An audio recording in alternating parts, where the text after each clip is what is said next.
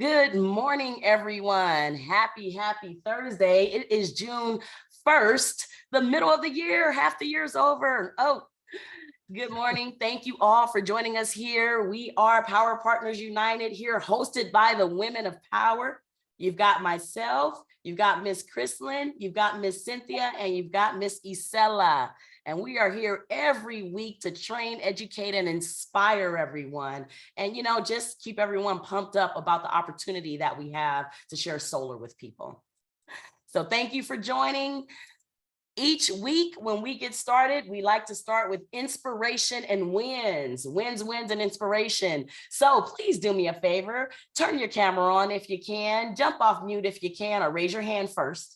And what I'm going to do is I'm going to call some names and we're going to share some wins. So have you had any new installs, any new partners, any new opportunity, any new meetings to share the opportunity with others? Any wins that we want? And we're going to start with Mr. Barry. He's got his hand up and Barry's going to share a win with us, right, Barry? I'm going to try. Well, no, you are. Come on, win. We're winners here. Come on, let's I got a couple of good ambassadors. I was able to attend finally the business lunch with the Orange Chamber, and so I picked up some good people there. Hopefully that'll translate to some business. I did go to another appointment for my eye yesterday. The update was really good. The pressure has been holding steady so far, down in normal range. Vision's not perfect yet the way it was before yet, but it's encouraging. Still have very sensitive skin on my left side, which is not thrilling to me because it's every time you touch yourself on the left side, you kind of tingly, and it's not in a good way. And so that could be temporary, or it could be months, or it could be permanent. I hope it's not the latter. But other than that, I got my spirits are up, and I'm ready to kill NEM 3, keep on doing all the studying on what's going on with it, and looking forward to all the new revisions for vision that we're going to be learning about, and ready to kill it now that I can actually read.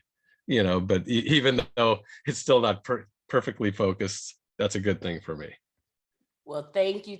We're going to take the win out of that. You're seeing. We're still praying for you that everything's going to be fine in that department, and you're ready to crush the last half of this year.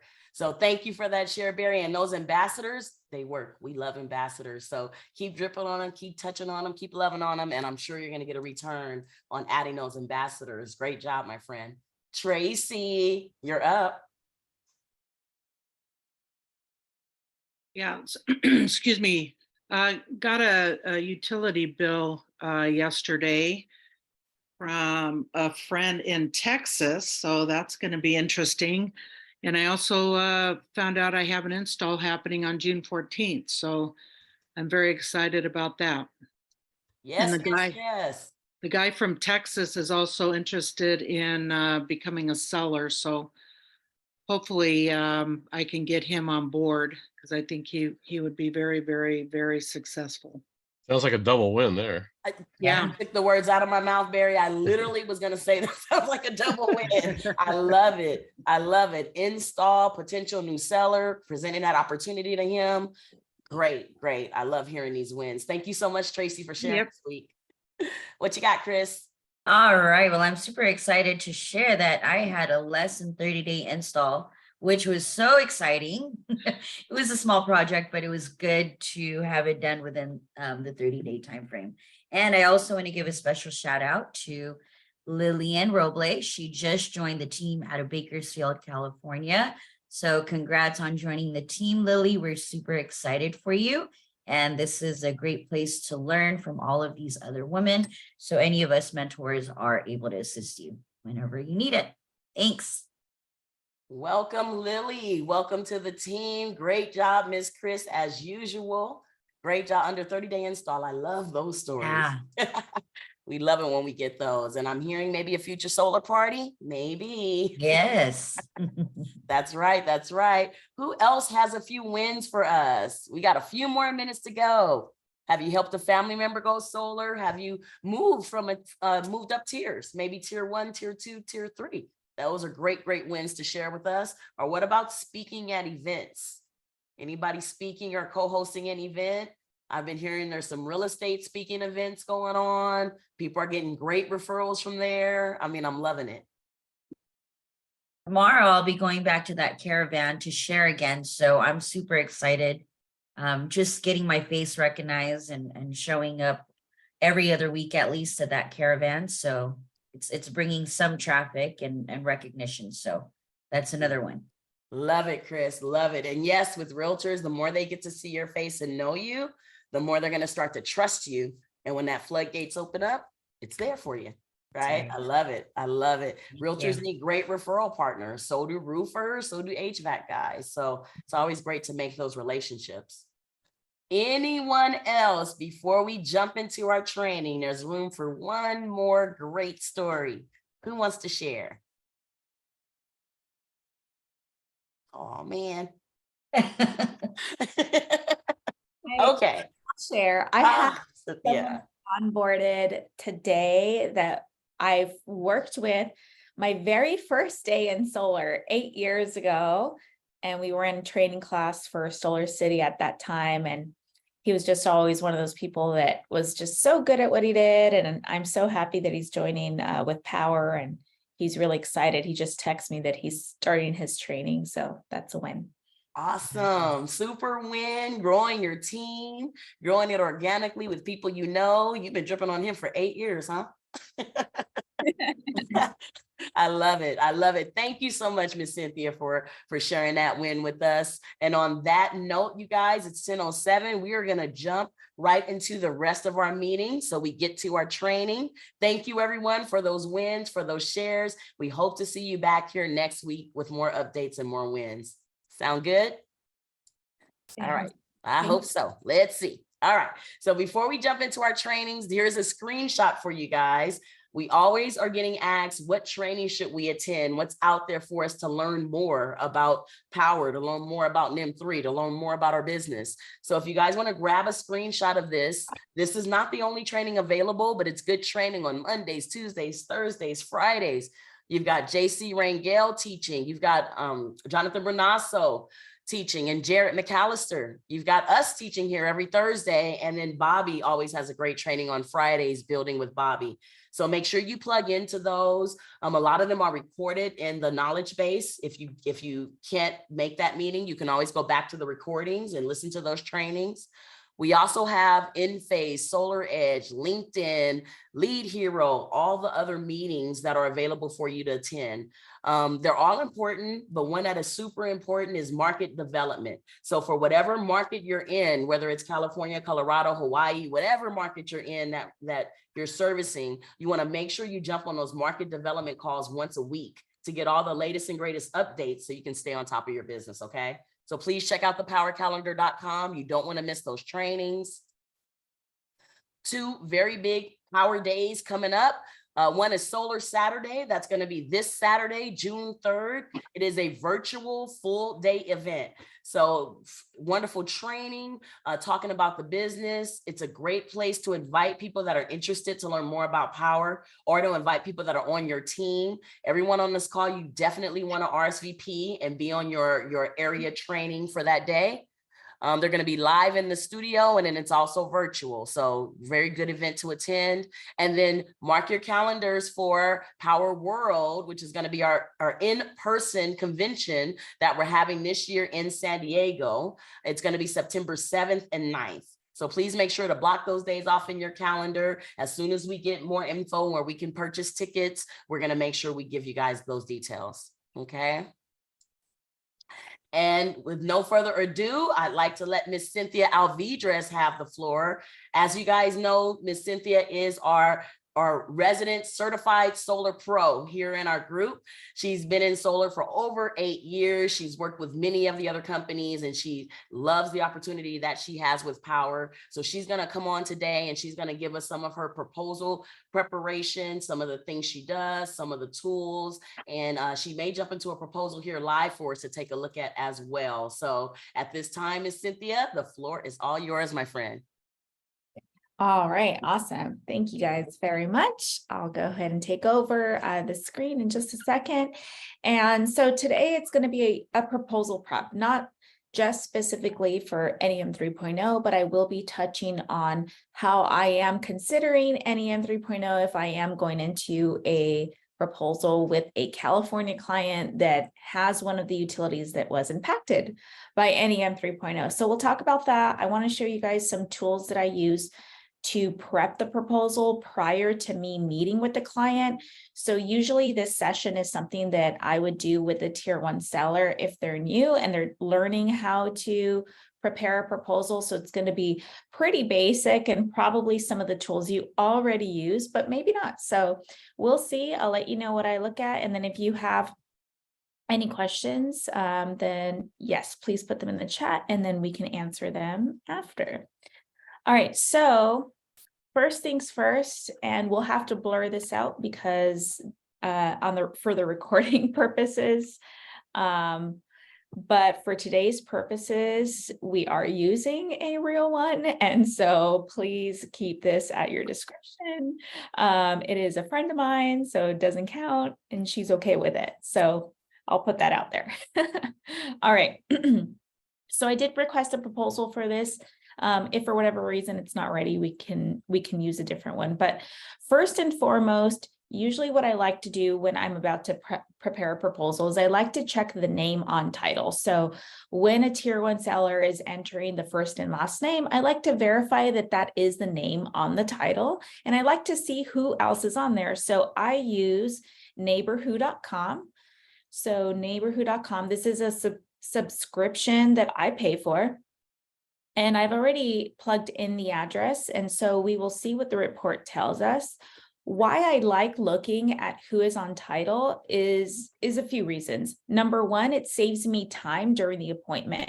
If I have a customer who gave me a middle name, a nickname, something else different than their own name, then if it's close enough, like if they gave me Chris, but it's Christopher, I can change it ahead of time. So I'm not having to change it during the appointment.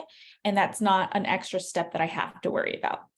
So I'm going to go ahead in here and click on, oh, and this is another thing I like about neighborwho.com. It does show you when this home was built. So 2011, I'm always taking notes prior to the appointment. So this is a note that I would take down. This home was built in 2011. So that gives me a clue, right? That already tells me that they probably have a 200 amp panel already because most homes after the 2000s were built with a 200 amp panel or something greater than a 100 amp in California.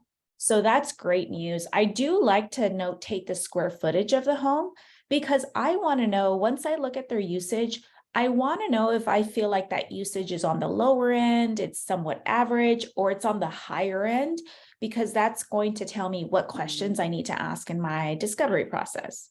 So ownership information, I see owner here is Robert Avalos. So I'm going to write that down and we're going to click here and it's going to show us who else is on title. So I see Robert and Stephanie are on title. Well, I know I have an appointment with Stephanie, but she only said that she would be on the appointment. So this gives me the opportunity to message her and say, hey, I see that there is a Robert on the title. Is there anyone else who needs to be at the appointment? Full disclaimer, this has happened before where maybe it's like a father or a husband or a partner that is passed. So you have to really word that very carefully. Like, hey, are there any, you might want to say, are there any other owners at the home of the home? Because we like to have all homeowners present. So maybe this is just me gathering a clue and then following up with that question instead of saying, hey, make sure Robert's there. And they're like, hey, Robert has passed away, which has happened to me before. So it's not. So I approach that very carefully. But again, this is all giving us clues. So many times I catch misspelling of names, and that again prevents me from multiple steps later on when I'm trying to prepare the proposal. So another tool I like to use is Google Earth. I love Google Earth because you can manipulate the image, you can turn it around, you can really get an idea of the angle of the roof. You want to know if you're dealing with a steep roof because that is going to incur extra charges. If we have a steep roof, that's going to mean extra labor. And that is going to mean, special equipment when they're up there as well to harness them to the roof as they are working. But more so what I'm looking for here is unpermitted structures. So usually I'm looking for additions. Those are all clues for me because I like to set proper expectations for the homeowner. So here, I don't see any additions that they may have made. I do see a patio here. It doesn't look like an enclosed patio. It's nothing I'm really worried about. Nothing that deems me asking. But if I were to see someone who had an addition, like this one here, this patio is pretty large and in charge, right? That would be a total bummer to have to knock that down or get it permitted if it was not permitted. This might be a patio I might want to ask about to ensure that they got a permit for that. If I see an additional structure, the reason that we want to ask if structures are permitted is because it can completely derail your project. Many times you won't make it past permitting. And if you do make it past solar permitting and you have solar approved, the solar can get installed. And then after, the inspector might say, hey, you have an unpermitted structure. We're not going to pass this inspection until that addition is torn down or permitted. That is always a possibility. I have heard reps say, well, the inspector in my city doesn't really do that. Well, that inspector doesn't have a lifetime job with the city. And so I've been in a situation where a new inspector comes on and is strict, is very strict. And so you just never know what the inspector is going to say. And there's always that chance. There is always that chance. So yes, that's why Google Earth is great for unpermitted structures. Another reason it's good is for scoping out what the material of the roof is, right? So this is something you should be doing every single time, is looking at what the material of the roof is. We can put in an address here and take a look at, that isn't the same address, but here, reason why I like Zillow as well, so I'm using Zillow, Redfin is great too, is because there's usually listing photos of the home. And so usually there's multiple photos, so you can really get a good idea of what the roof is, what type of material it is. Sometimes if you're scrolling through these photos, I can even see the main panel where it is and get an idea if it's a 100 amp or a 200 amp or something different, or if it looks very questionable. And so I love looking through Zillow photos. And this is something I just do every single time for every single project, just to feel a little bit more prepared when I go into the house. And then it shows that you've done your homework too, because sometimes you'll mention things like, oh yeah, I saw that like on Zillow, and they'll say, oh, wow, okay, you were doing your homework. And so it makes them feel like you prepared properly for the appointment. Another thing that I like to do, I have my Calendly where I have multiple meetings that homeowners or my colleagues can select from. And so this is the one I send to homeowners when they want to book a consultation. It's the homeowner consultation, and they can go to a booking page and they can select a date like tomorrow. We're going to book for 10 a.m., plenty of time tomorrow. And there are 3 questions I like to ask to help me better prepare for their appointment. So they'll put in their email. And the first question is, do you have any upcoming plans that may increase your electricity usage, such as addition of a pool, a spa, or electric vehicle? I've gotten so many good tips from this, where a homeowner is talking about, yes, I am actually buying an electric vehicle right now. I'm waiting for it. And I already know in my head when I'm prepping that proposal, I'm going to need to increase the system size, and I can adjust pricing appropriately. Do you know the approximate age of your roof? If so, how many years since it has been since the last replacement? The roof one has been a tremendous help prior to appointment, because if someone says 15 to 20 years, 10 to 15 years, I'm going to go ahead and request a roofing proposal so that I am ready with both a roofing proposal, a solar proposal by the time I meet with them. And so that it's not a conversation during our meeting, oh, I'm going to have to get back to you on the roof. And then I say, please note any other details you'd like me to consider. Homeowners put such great notes in here. They'll say things like, I've met with other companies before, didn't feel like it was the right time. They'll put just really good, useful information in here. And sometimes they put nothing, and then your discovery is just even better. So I like to take all of the notes that I gather. And so secret for you guys is that soon we will be able to have customer notes where you can leave notes on the customer. So if you have a conversation like their dog's name is Tom, if you want to leave that note, there will be a place for that. I'm probably not supposed to tell you that. It might be secret information, but it is a part of good things to come. So you definitely want to be at Powur World in September. I'll just say that. But for now, I've been using the proposal notes here, because even though these proposal notes are for the designer, I've already requested the proposal. So I'll come back here and I'll put, okay, home built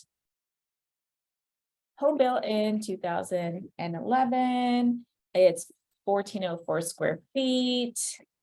It's a concrete tile roof. I know the one we looked at was composition shingle, but we're just putting concrete tile.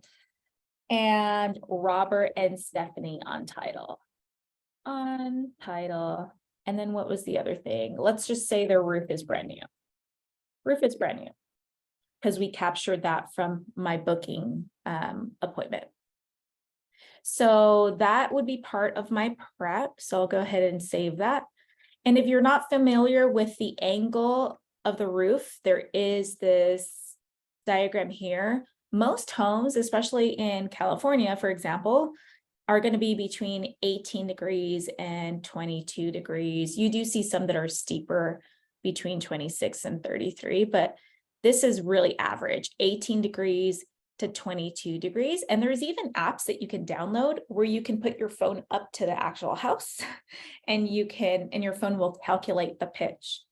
And when you get a roofing proposal, they don't go in degrees, they go by this measurement here. And so you can see it has like the equal measurement to, gosh, I don't even know what to call it. It's not it's like 6, they'll just have it listed like this on the roof, on the roofing proposal. So if you ever see that, you can look at what degree it relates to. But what's helpful about this is it will save you from not noticing a steep roof adder, because if you're not checking your home on Google Earth, sometimes it can be hard to spot a steep roof.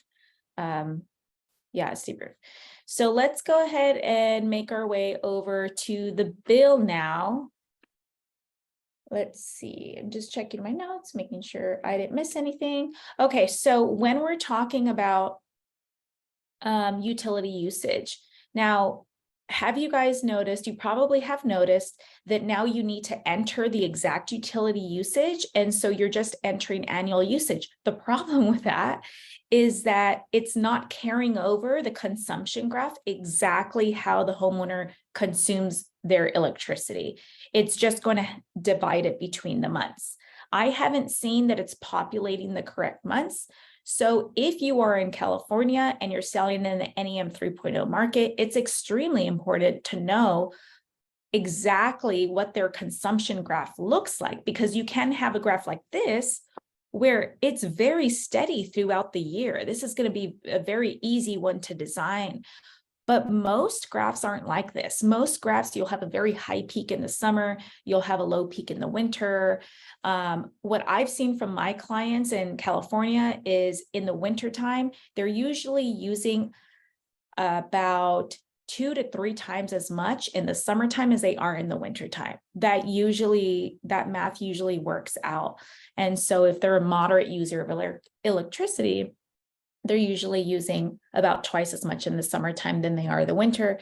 And if not, if they run the air like we do here in our house to keep our house cool, then you're going to be using a few times more than you do in the wintertime.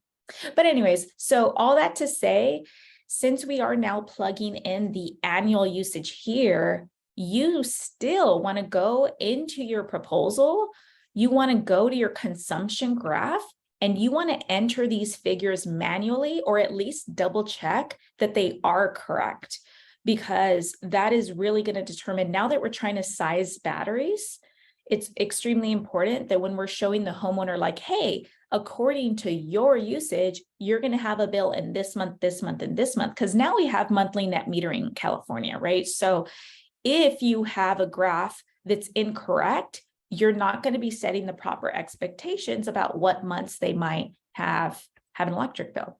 So I always am double checking these. I go through and I calculate. So if you look at the kilowatt hours on the side, the average billing cycle is 30 days. So I multiply it by 30. I know some people that do 31. I do 30. So like for July, for example, that's at the top of the scale. I would take 55, multiply times 30 days, and that's going to give me the kilowatt hours used in July. And I do go month by month. I put that in my notes. Before, I didn't have to do this because this was calculated by Solo, and I would just double check it, but sometimes they would get it wrong too. So it's always good to double check it. That's my only note on that. And I do like to see what the rate plan is. So for this client, they have a discounted rate plan here. It's not a regular domestic rate plan. So this is just one bill example. It happens to be an Edison bill. So they do have a discounted rate. So that's going to be a note for me to write down, because if you're working against a discounted rate, it is going to be a little harder to show any immediate savings. So that's going to be important when considering their usage or their system size. All right, so let me refresh this. Let me see if the design is ready. If not, we're going to have to use a different one. Okay, there we go. So we've gone ahead and plugged in the usage. Let's just assume for purposes that the usage is correct. You can see the production is way more because they're always going to do a max offset system. So I'm going to go ahead and go in and edit. And we are using Vision for this. I do find this tool to be a little tricky. It's a little sensitive to the touch. You probably have noticed. Okay, so, all right, so looking at this house, what's important, especially in California right now, is that you have west-facing panels. This house doesn't have a lot of southern-facing planes, but it has a good amount of west-facing panels, which is good. And then we have this plane here, which is facing like southeast. So I'm probably going to use some west facing, definitely some south facing plane. I'm going to go ahead and actually, since this also faces southeast, I might want to use this one because it has more space. So I'm going to go ahead and remove the north facing panels first, which we really don't like to use north facing panels ever. I'm sure you guys know that. And since this is such a small mounting plane, I'm going to just remove this since I have this big plane facing the same way. And they're probably going to love that the panels are not on the front of their house. So that will be helpful. All right. We might not even need this one. I have your screen that's taking up. Let me move your little faces over here. And okay, so we're at 300% offset. So we have quite a bit to take off. So we can probably take all of this off actually. If we need to add it back on, we will, but it's not looking like we're going to need that. So I am going to take a row of west facing panels off. You probably have noticed like it's a little, they are trying to improve these little capabilities. I know in Solo it was a little easier to like drag and remove a few things. I have noticed too that it doesn't update here immediately. Sometimes you have to save it and then it'll show you the energy offset. 116. Okay, so we're going to start at 100%. I like to start at 100% just to show the homeowner apples to apples, but and just in case for whatever reason they're using more than they plan to use, I can set my margin appropriately and I can always go up from there. So I'm going to go ahead and save it to see what offset we're on. We're at 104. Okay, that's good.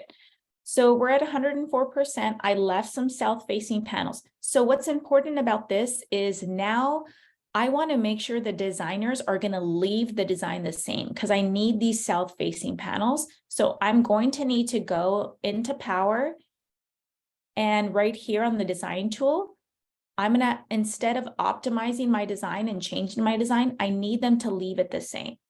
So I'm going to go ahead and check that off, and I'm going to leave a note. Please design as is. We need the south-facing panels. If you don't do that, they probably are going to move everything to the west side since that's the biggest plane, which would, I mean, it wouldn't be terrible. It does get some southern exposure, but this is probably one of the most ideal setups for California because you have some south-facing panels and you have a good amount of west-facing panels. And this might actually logistically be easier to put them here, but this has more southern sun. So I'm going to roll with it. It looks good to me. Now you always want to check the slope of your roof. So remember I said earlier, the average slope here is 18.5, is 18 degrees to 22. You can check this. Now that you know, you've already checked on Google Earth what the angle of our roof is, you're going to know if we missed it here. Production can be very off if the degrees of roof are off. So I would always check your install areas here to check what the designer estimated. What did they estimate for the roof in degrees? All of this looks very good, 18 degrees. It is very average pitch. But if you had a steep pitch and they put 18 degrees, your production is going to be way off. It's going to be different. And so that's where you would need a request a revision and let them know that you've checked the roof slope and it's actually different. Can they adjust it? So this is something that I check every single time because sometimes when I'm going against a competitor, especially, I'll notice, have you ever noticed that you're going against a competitor, you have the same system, but the production is different and you're like, what is going on? That's usually because the slope or the shading is different from what you calculated. And so that's why you always want to double check that. Okay, so we're going to go ahead and imagery failed. We're going to go ahead and go back to the proposal. And I'm going to kind of rush through the next 10 minutes of this just because we are coming up on time. Now I have panels on two parts of the house, Hanwha cell, I have Solar Edge. I have really been liking the Solar Edge equipment lately. I used to be a big proponent of Enphase and I like both, but if it's somewhat on the smaller end of a system like this, then I am going to want to go with Solar Edge to try to avoid a main panel upgrade, to try to avoid them upgrading me from a 200 to a 220. Usually Solar Edge products are going to be a little bit better at avoiding that. And they do a better job at capturing all power on your roof. And there's a little less clipping with the inverter. So I'm going to go ahead and go to inverter selection, Solar Edge, 7600. Let's take a look at our system size. So our system size is almost a 10 kilowatt system. So I'm actually going to want something a little bit larger. I'm going to change my inverter size. A 7600 can stretch, but I'm going to change it to an Energy Hub 10 kilowatt. For this specific homeowner, they have told me they don't want to lease. Those are some of the notes they gave me. They want to purchase. I am going to be pitching them a battery, so I need to put an Energy Hub on it. We don't need a second inverter. I don't know why that's coming up. Let me clear that. Equipment. Let's go back to inverter. It's not letting me deselect it. That's very interesting. I'll have to bring that up. But it should be letting you, oh, there you go. I'm still figuring out Vision 2, guys. I was a beta tester. All right. Okay, so that's done. We're going to go into pricing. We're going to go into adders. And for this specific house, I'm not going to put stucco and paint and MPU because this house we know is built in 2011 and probably doesn't need that. So I'm not going to put that, but I am going to just glance through my adders and see if there's anything I want to add. I definitely want to add the concrete tile for this house. I don't put an attic run unless it's on the front of the house. I have gotten into the habit of asking homeowners at the sale about the attic run because it has been coming up so much with HOAs later. Since this does appear to be an HOA community, I might want to ask just in case, but I'm not going to put it in right now. So I'm going to go ahead and save the concrete tile adder, and then I'm going to add 30-year warranty. I'm going to click save. I'm going to go to my system pricing now. Okay, so for a system that's around that's around 10 kilowatts, I like to start around $1 a watt. And then I'm going to look at the price for the homeowner and I'm going to see, does it make sense for that homeowner? Does the price look good, or do I need to move my margin down? But just to be fair, before I even look at anything, before I calculate my commission, if it's around 10 kilowatts, I'll just put it at 1. And then usually I go down from there. My margins are pretty slim. I work mostly off of volume. All right, so for a cash price, first of all, we need to talk about battery storage at this point. So we're working with the 9.6 kilowatt system. The rule of thumb is to double. If you have what is essentially a 10 kilowatt system, you want twice the amount of storage in kilowatts. So you want 20 kilowatt hours of storage. That is what would be ideal. However, let me show you something and how I've kind of been figuring things out. So it makes a little bit more sense on if you can get away with getting a 10 kilowatt of storage just in case. So if we're looking at so many tabs open, so if we're looking at their chart and you're looking, this is where their consumption graph comes in handy. If you're looking at their chart, most of the year, this homeowner is using about 1,000 kilowatt hours of usage, right, in a month. So if we were to take 1,000 kilowatts and we're dividing by 30 days in the month, they're averaging 33 kilowatt hours a day. Now, if you have a homeowner that says, we are actually home all day, we work from home, we use about half of our electricity in the daytime, and we use about half at night.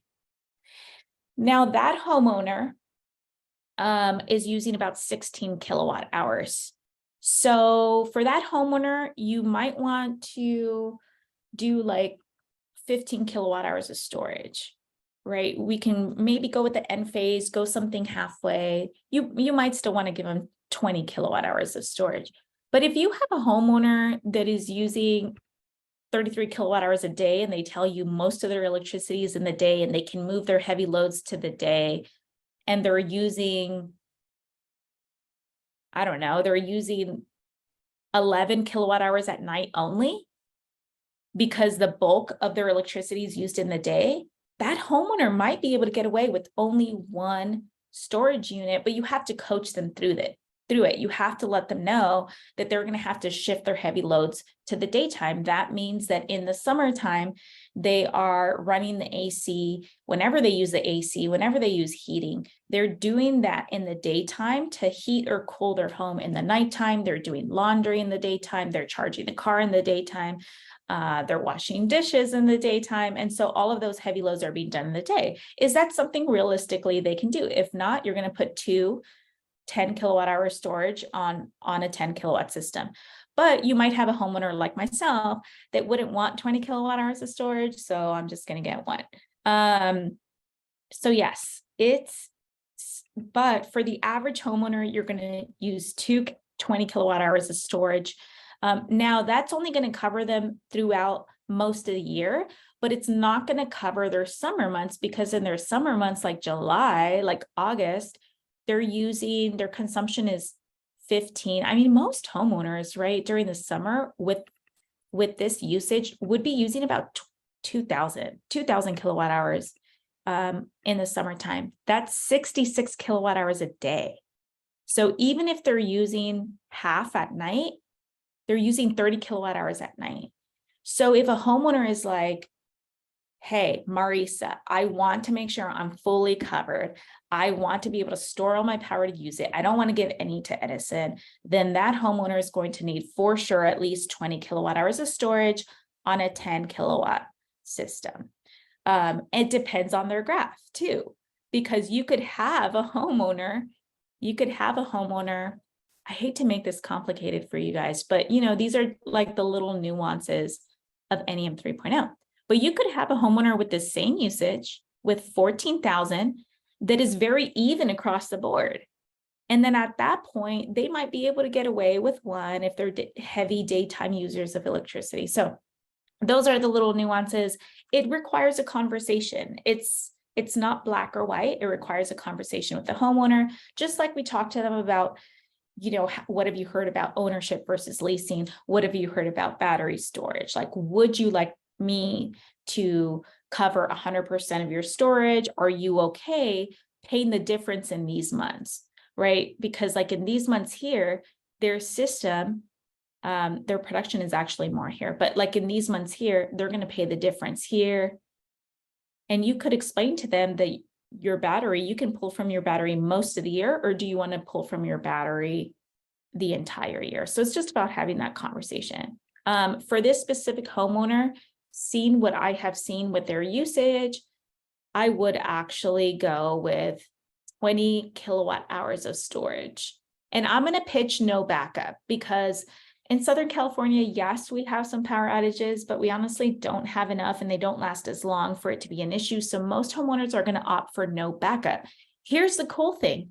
Most systems we're selling are around 10 kilowatts in size, right? Like that is the new average. Like before it used to be 5 to 7 kilowatts in size. Now it's 10. It's going to be nicer if you can convince a homeowner to get 20 kilowatt hours of storage, because now you know for sure that's going to store most of their power at night. It's going to store most of their power in the daytime. And it's going to be the same price as one battery, because this is half the price when you give them no backup. Also, I have the copy. Sometimes I forget the pricing. So I have this training saved on one of my tabs where I'll go and check again, wait, how much is no backup? So if you look at with Enphase, 20 kilowatt hours of storage is $14,000. But if you're doing no backup, 20 kilowatt hours is $14,000 for 20 kilowatt hours of storage. That's really, really good. And if you were to do one, if you have a system that's less than 10 kilowatts in size, then you can get away with only adding the one no backup. You might have homeowners that want backup. So it's just, again, about having that conversation. But for this homeowner, I'm going to go ahead and I'm probably going to pitch the 20 kilowatt hours of storage. I'll start with that high price. And if for whatever reason she gets sticker shock, I can try to convince her to come back down to 10 kilowatt hours of storage, but then she's going to need to be managing her electricity a lot better, moving all of her heavy loads to the daytime. And there's a grand possibility that she's going to have supplemental bills in the summer as well.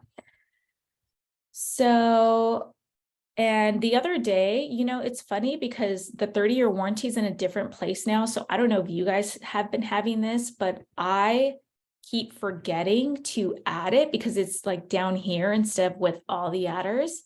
And so a good way to know for sure is if you have it on there is you will see this slide on your vision proposal if you have selected it. If you don't see it, that means you did not properly select the 30-year warranty. So when I was going through a proposal the other day, I was like, wait, why is this not here? Oh my gosh, I'm so sorry. I did not add that. So just to be fully transparent with you guys, that is something that has been happening, not only with myself, but I heard a few other people too. Okay, so financing. So for the cash price, it looks like we're looking at $47,416 for this system. I wonder, the incentive went away, so let's make sure there's no incentive. I'm going to uncheck the incentive. It makes it look more expensive. When I'm already adding storage to this, I don't want to add any other cost to this. So I have been trying to lead with cash price. The reason I've been trying to lead with cash price is because the net system costs, look at this, 33,000 net system costs. I haven't even lowered my margin from where I usually have it. It's looking really good. 33,000 in most people's minds, like the average solar system in their mind costs 20 to 30,000. So we're right in that ballpark with net system cost if they were to pay cash. And then at that point, right now, my discovery question is looking like, what kind of financing do you have access to? Do you have access to credit union financing? Do you have access to exterior financing? Do you have, any money put away that you might want to throw at this, or would you like to look at our financing? So that's how I've been leading lately, which is opposite of how I used to. I used to lead with financing and then show cash. But this has been working really well. And if I were to show a finance, I do show multiple options. So I'm very transparent with homeowners. I let them know that the interest rates, they are in a sense bought down rates. I'm very careful about how I word this because there are some things like we can't outright say, but just letting them know that the higher the interest rate, the lower the loan amount is going to be, and that will give them a better cost. So I might want to start with, usually I start with something like a 7.99. It depends. These are always changing. By the way, last thing I'll mention when it comes to financing is the finance hot sheet. If you guys aren't using that, it's been extremely helpful. Where is it? So Powur has been putting together this finance hot sheet. Since our rates are constantly changing, you can actually look at the hot sheet. You can put in the project price. Let's say it's $33,000, calculate. It will show you what the overall recommendation is, what Good Leap's best ones are, what the monthly payment looks like, Sunlight, what the recommended one for Sunlight looks like, best one for lowest loan amount, best ones for lowest monthly payment. So this has been very, very helpful since these interest rates are constantly changing. I go back and forth, and we should be going back and forth because our lenders are constantly changing the products that are best. So I like to look at this just to get a good idea. And then, of course, when it comes to financing, just asking your homeowner, what their goals are and figuring out, is their goal the lowest monthly payment? Is their goal to save the most overall?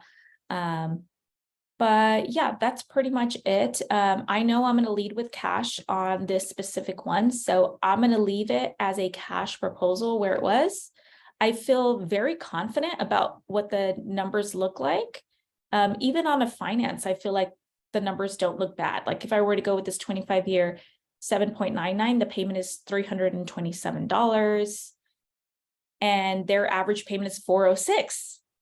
They're saving money with 20 kilowatt hours of storage. This is so much better than any of us thought it was going to be. It is completely fine. That is with the tax credit applied, which is the real value of their solar, right? Even without the tax credit applied, if we were to uncheck the tax credit, their payment's $461. Okay, their payment right now, oh goodness, where'd it go? Last thing. Their payment right now is $406. Last year, we had a cumulative, 20% increase in rates. If Edison does that again, what would that be in 1 year? $81. So at that point, in just 1 year, they will be saving immediately with their solar system, not even including the tax incentive. And so this is what you want to show homeowners. Like, hey, Mr. Homeowner, like this was the average increase last year. And that's very approximate. That's not exact, you guys. So don't quote me on the 20%. But I use that as just a tool to show homeowners like this is what can happen, right? They can go up 20% in a year. Your payment would be $487 by next year alone. And you'll be saving with solar because we know that the first year and a half you're going to pay $327. So you're immediately going to be saving about $80 a month. And by the time your payment would have been $487, almost $500, you're paying $461 to own it. And that means that you took advantage of pocketing this $17,000 tax credit. This looks good. I feel good about this. This proposal is prepped and ready to show the homeowner. It might completely change based on our discovery, but it's to the point where it's ready to go. So that's all I have for you guys today. We went a little longer than planned, but I will hand it over to Marisa. Awesome. Awesome. Thank you, Miss Cynthia. And no, we're right on time. So you did great. And I know that going through vision was what everybody was waiting for.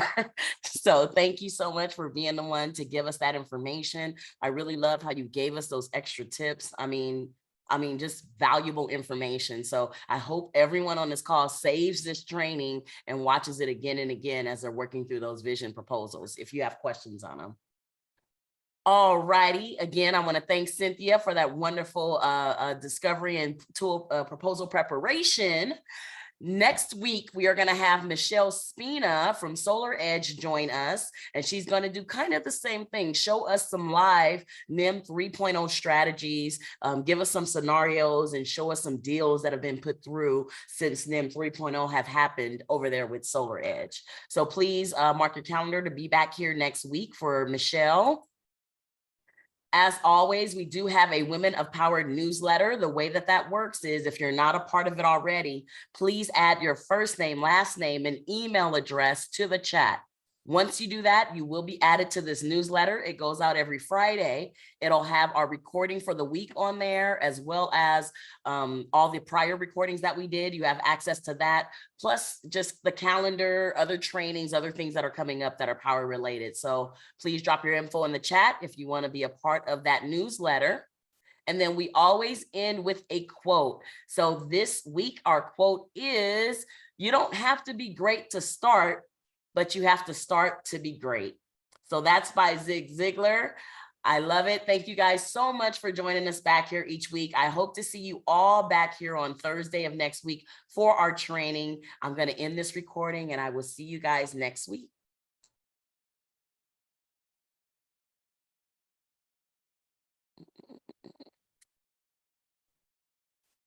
Thank you for taking the time to watch the Women of Power training series.